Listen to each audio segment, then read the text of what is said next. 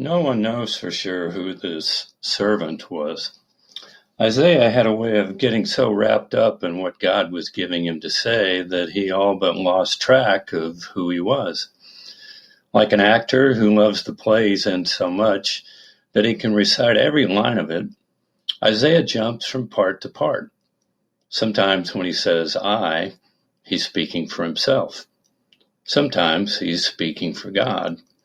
And more than once, he speaks for an unidentified servant of God, someone who was chosen by God and who suffered for it. Those of us who know Jesus think it sounds for all the world like him, a man of sorrows and acquainted with grief. But Isaiah also calls him Israel, without telling us whether he means one person named Israel or the whole nation. When we come upon the servant in the 49th chapter of Isaiah, he's in deep despair. Nothing is working out for him. Everything he touches breaks. He knows that God has called him from his mother's womb. He knows that he is God's child. But that only intensifies his grief because he's convinced he has wasted his gifts.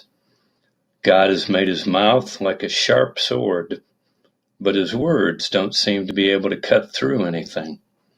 God has made him like a polished arrow, but he can't seem to hit the target, let alone the mark. I have labored in vain, he says. I have spent my strength for nothing and vanity. In the end, it doesn't matter whether we can name the person Isaiah paints for us, because the portrait already has a name. God's servant, it says. And that is enough. This is God's chosen one. And whether the words are capitalized or not, they speak to all of us who are God's servants in this world.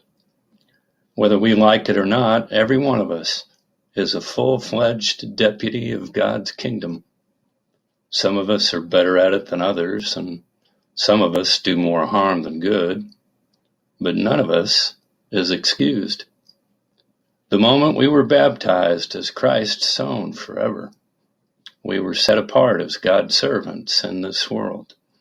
And the very fact that we are still hanging around means that we have not resigned yet. Whether we go to church because we believe or because we want to believe, we know that God has the power to change our lives, and that people expect us to be different somehow, kinder, more generous, wiser, more honest. No more pulling in front of people or parking in spaces reserved for the handicapped. No more tailgating or coasting through stop signs. We have to let the other person go first. And we'd better wash our cars while we're at it, because we wouldn't want people thinking Christians are slobs now, We are God's people, and God's people are called to be extraordinary, extra thoughtful, extra friendly, extra involved. So we are. We do and do and do. We volunteer, we join, we serve, we listen, we give. We take on other people's problems. We put them first.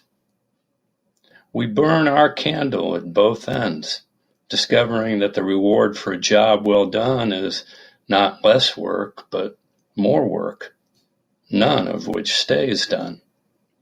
We begin to wonder whether it's God we're serving or only our own egos.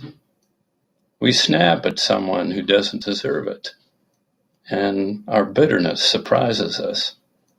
We start getting tired earlier and earlier in the day, until finally one morning we can't get out of bed at all.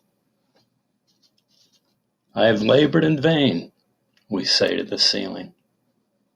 I have spent my strength for nothing and vanity.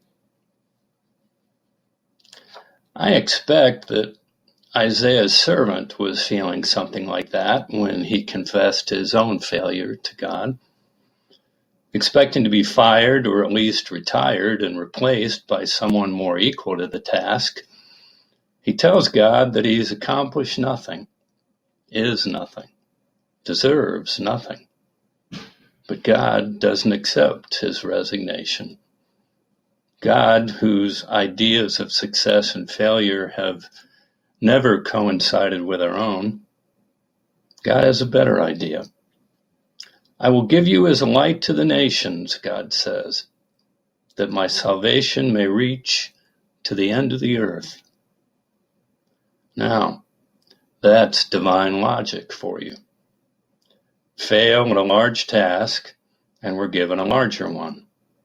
Produce hardly a spark in our own small corners of the world, and we're promoted to light the whole planet. It's either a case of divine irony, or else God knows something we servants don't know. Namely, that our success does not depend on those who are chosen, but on the one who chooses them, the Holy One of Israel, in whose hand the sharp sword cannot fail to dazzle, in whose bow the polished arrow cannot fail to find its mark. The only way we can truly fail, apparently, is to remove ourselves from those hands, to let our own poor judgment make us quit our relationship with the chooser, disqualifying ourselves from God's service on the grounds that our efforts are not good enough, our skills are not fine enough, our scores are not high enough. Who do we think we are? When our own ideas of success go bankrupt, when our own notions of servanthood are exhausted, only then is there room for God to give us a new vision of ourselves. For Isaiah's servant, that vision was one of light. It was a vision of light, of epiphany, of being set on fire as God's beacon in the world. He had thought it was enough for him to do his duty, to do the particular tasks God had set before him, tasks at which he labored until he had no strength left. He came to the end of his rope. He admitted defeat. And that is when God had some room to negotiate. Stop doing a job, God said. Start being a light. Stop doing your duty. Start being mine. Stop worrying about whether or not you've done a good job. Start leaving that up to me. You can't see it the way I can. You just let your light shine and let me take care of the rest. I chose you, and I've got good taste. I made you, and I can be trusted. Now, that's not an authorized translation, mind you, but what if? What if? What if the real test of our success as God's servants is not what we do, but how we do it? What if the real measure of our extraordinariness as Christians is not our thoughtfulness or our friendliness or our busyness, but our spark? What if the real sign of our witness to the light is not how much we accomplish, but our own lightness, our own reflection of the bright God who has chosen us and lit us up and sent us into the world like candles into a dark room? It's just an idea, but if there is anything to it, then there is no such thing as laboring in vain. How would we know? Can a flame see its own light? Who asked our opinion? Who put us in charge?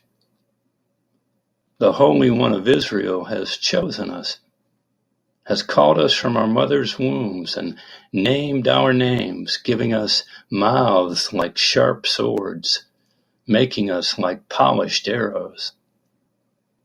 It's not up to us to decide whether we've succeeded or failed. It's not up to us to decide if we have labored in vain. It's not up to us. To spend our strength doing that is to spend it on nothing and vanity, while the call of God hauls so much more strenuously at our hearts, calling us to serve, certainly, but calling us first and last to stay as close as we know. Stay as close as we know how to the one who has chosen us, to stay as close to the light as we can, so that our witness is not a matter of performing tasks or playing roles or meeting expectations, but of remaining in white-hot relationship with the one who is able to make epiphanies out of all of our days. It's just an idea, but if there is anything to it, then it is too light a thing, we servants of God, that we should spend our strength doing our duty when what we have been called to do is to ignite, inflame, combust, burn, shine with the glory of God who has chosen us.